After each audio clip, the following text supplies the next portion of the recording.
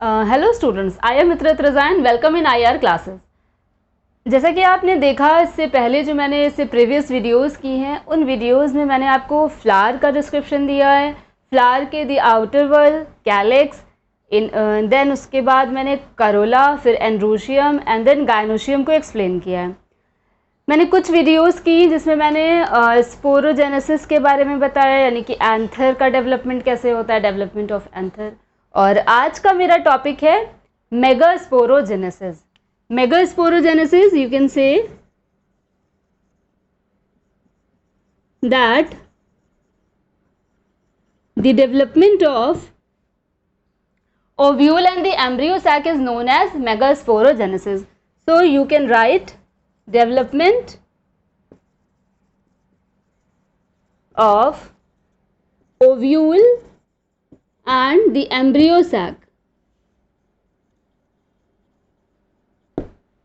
Okay, so megasporogenesis is known as the development of ovule or embryo sac. You may see in this diagram that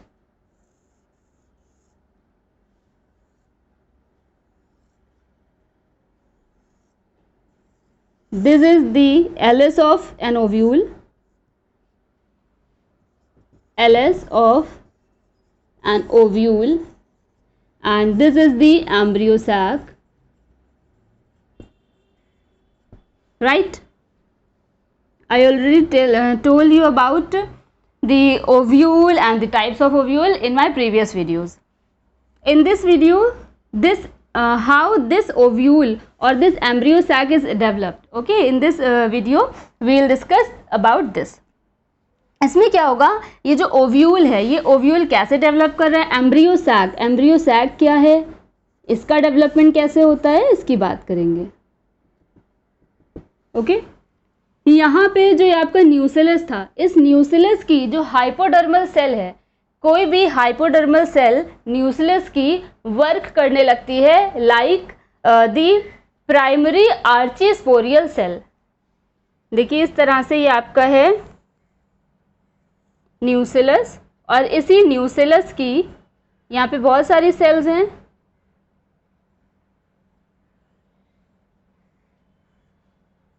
इन्हीं sales में से कोई एक cell, जैसे कि microsporogenesis में हुआ था,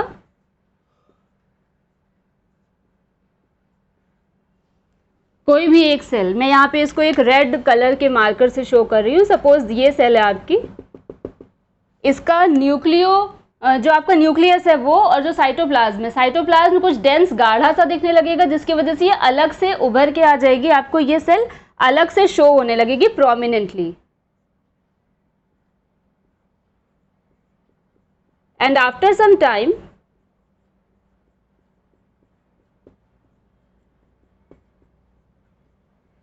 in this primary archisporial cell, primary archisporial cell, इस सेल में क्या होगा, इसमें होगा डिवीजन। उस डिवीजन के थ्रू ये दो सेल्स में डिवाइड हो जाएगी। उसमें ऊपर की सेल जो होगी, the above cell is known as the parietal cell. You may see in this diagram that after division, like this, इसमें क्या आप देख रहे हैं, एक अबव सेल है और एक ऊपर की सेल। ये मतलब एक सेल से दो सेल्स में डिवीजन हो गया, ये बट गई है दो पार्ट, दो सेल्स में, और उसमें से ऊपर की सेल क्या कहला रही है, आपकी पैराइटल सेल और प्राइमरी पैराइटल सेल।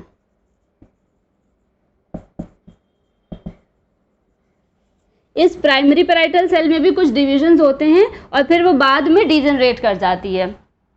इसका कोई ऐसा खास यहाँ पे रोल नहीं है। और जो दूसरी जो लोअर सेल है, इसको हम कहेंगे प्राइमरी स्पोरोजेनस सेल।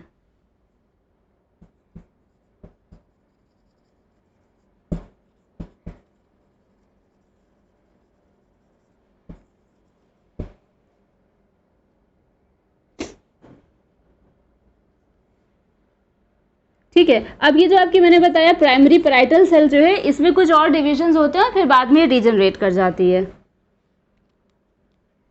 जैसे इसमें एक ये जो डिवीजन वो पेरिक्लाइनल डिवीजन के थ्रू ये डिवाइड हुई है।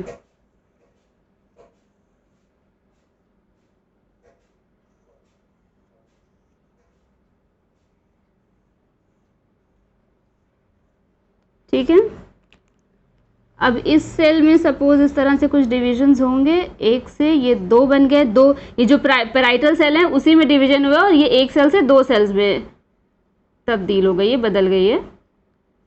और ये जो है आपकी ये आपकी मेगास्पोर, ये स्पोरोजिनस सेल ही बाद में वर्क करने लगती है like megaspore mother cell.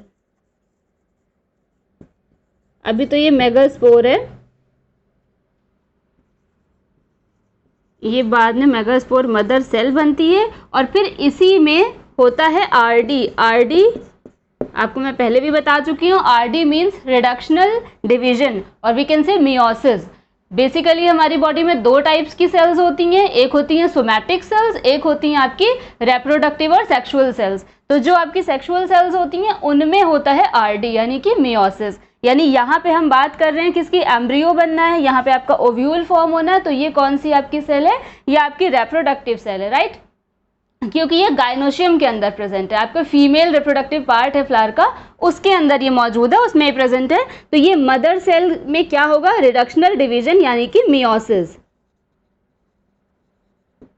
Okay, तो क्या होगा, ये वाली तो हो जाएगी डीजनरेट, ये आपकी पैराइटल सेल्स हैं।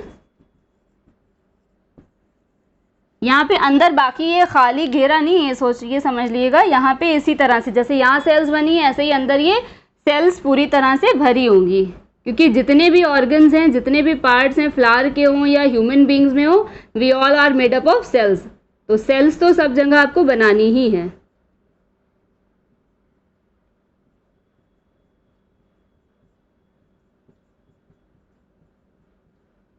राइट। इसमें भी आप इसी तरह से इसको फिल कर लेंगे सेल्स ड्रॉ करके, ठीक है। तो अब इसमें जब रिडक्शनल डिवीजन हो गया, तो जैसा कि मैं पहले भी बता चुकी हूँ, सोमैटिक जो सेल्स होती हैं उनमें जो सेल कौन सा डिवीजन होता है, माइटोसिस होता है। जो माइटोसिस होता है उससे एक सेल से दो सेल्स बनती हैं।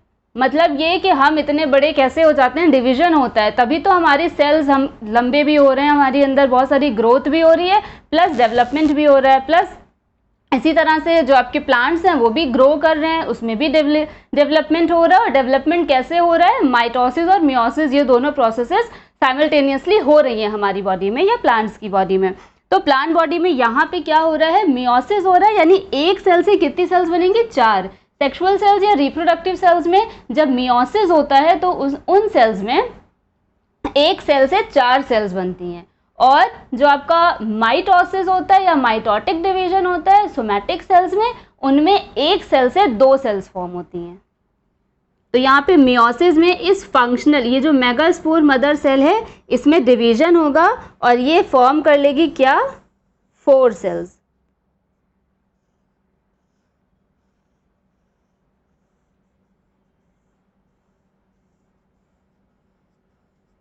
ठीक है, ये आपकी पैराइटल सेल्स में ऐसे ही ड्रॉ कर रही हूँ, ये बाद में डिजनरेट हो जाएंगी, समझ लीजिए, बस डिजनरेटिंग ही अपनी शो करेंगे अब।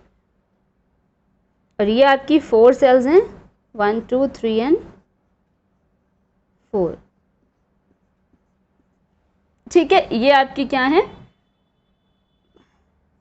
मेगास्पोर्स।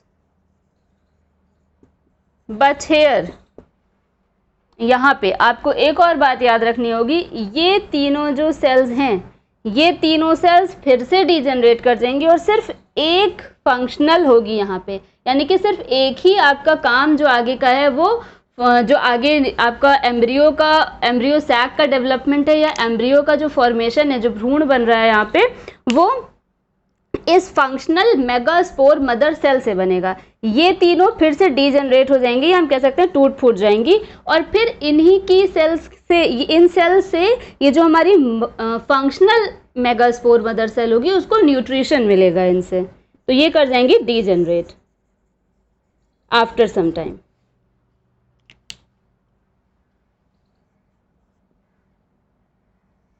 बस एक छोटा सा डायग्राम और यहाँ पे मैं बना रही हूँ इसको समझाने के लिए।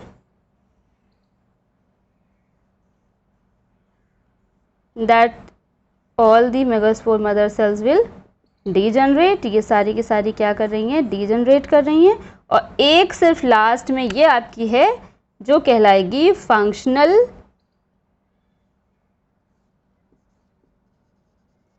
मेगास्पोर मदर सेल, और we can say functional megaspore. ठीक है, तो यहाँ तक तो ये आपकी बात थी मेगास्पोर। यहाँ पे आपका जो फंक्शनल मेगास्पोर है ये आपका एक तरह से आप कह सकते हैं कि जो गैमेटोफाइट है, गैमेटोफाइट स्टेज, यानी कि अगर आप बात कर रहे हैं फीमेल प्लांट की तो उसकी ये फर्स्ट सेल है, यानी कि फीमेल गैमेटोफाइट की फर्स्ट सेल। ये एग्जाम में क्वेश्चन आता है कि फीमेल गैमेटोफाइट की फर्स्ट सेल क्या होती है, तो वो आपकी होती है मेगास्पोर, फंक्शनल मेगास्पोर। अब इसमें कुछ डेवलपमेंट होते हैं, उसके बाद एम्ब्रियो सैक फॉर्म होता है। वो डेवलपमेंट्स क्या होते हैं वो मैं आपको इधर कुछ डायग्राम्स ड्रॉ करके एक्सप्लेन करने जा रही हूँ, तो बहुत ध्यान से देखिए। Now in this functional megaspore, इसमें क्या होगा, अब माइटोसिस होगा। अभी तक क्या हो रहा था, मियोसिस हुआ। अभी एक बार यहाँ पे मियोसिस हुआ था, यानी कि रिडक्शन डिवीजन हुआ था, और एक सेल से 4 सेल्स बनी थी। अब उन 4 सेल्स में से 3 सेल जो थी वो डीजनरेट हो गई, वो चली गई, खराब हो गई, नष्ट हो गई। बची कितनी, 1 सेल बची। उस 1 सेल में क्या होगा, अब माइटोसिस होगा। और माइटोसिस में क्या होता है, मैंने अभी बताया, 1 सेल से 2 सेल्स बनती हैं, यानी कि 1 सेल आपकी यहाँ बन गई और एक ये 2 सेल्स। ठीक है, अब फिर इन 2 सेल्स में 2 बार और माइटोसिस होगा, तो इन 2 से कितनी सेल्स बन जाएंगी, 4 सेल्स बन जाएंगी।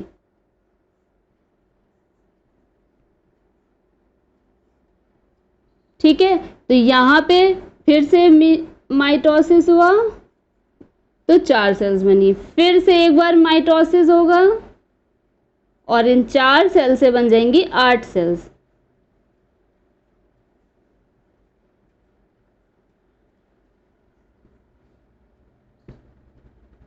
अब देखिए यहाँ पे बस बाद में इसका कुछ अरेंजमेंट होगा। ये पहले तो अरेंज होकर के इन 8 सेल्स में से 3 सेल्स आपकी एक साइड चली जाएंगी, 3 सेल्स दूसरी साइड चली जाएंगी, और 2 सेल के न्यूक्लियस बीच में दोनों एक साथ मिल करके पोलर बॉडी फॉर्म कर लेंगे।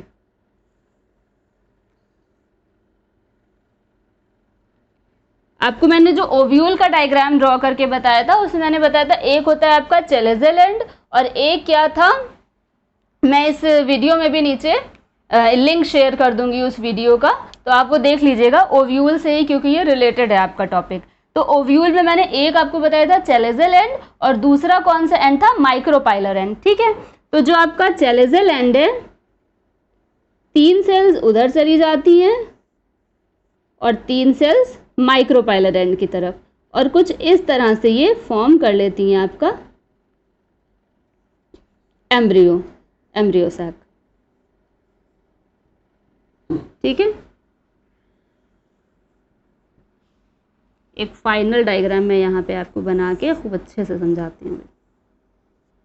देखिए ये आपका बीच में हो गया क्या, पोलर न्यूक्लियाई।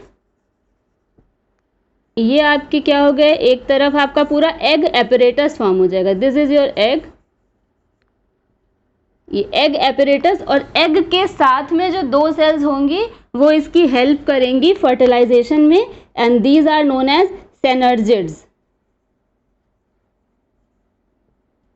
और सेनर्जिड सेल्स। ठीक है, और ये सेनर्जिड सेल्स और एग ये दोनों फॉर्म करते हैं एक साथ क्या, एग एपरेटस। इसको हम कहते हैं एग एपरेटस। एग एपरेटस पर भी शॉर्ट नोट कभी कभी पूछ लिया जाता है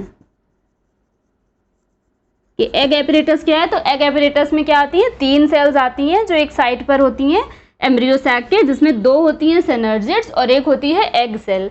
एग को फर्टिलाइज करने में ये जो सिनर्जिड्स होती हैं वो मदद करती हैं, वो हेल्प करती हैं। और इसके दूसरे साइड, दूसरे सिरे पर होती हैं कुछ antipodal cells. These are antipodal cells, these three.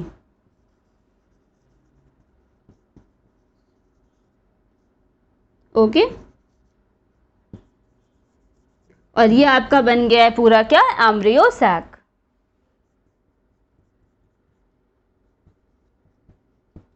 Embryo sac में कितनी सेल्स होती हैं या एम्ब्रियो सैक क्या होता है, ये एग्जाम में बहुत पूछा जाता है। This is very important topic और ये आपको क्लियर होना चाहिए कि एम्ब्रियो सैक कहाँ होता है। एक बार मैं क्विक रिव्यू दे देती हूँ आपको जल्दी से।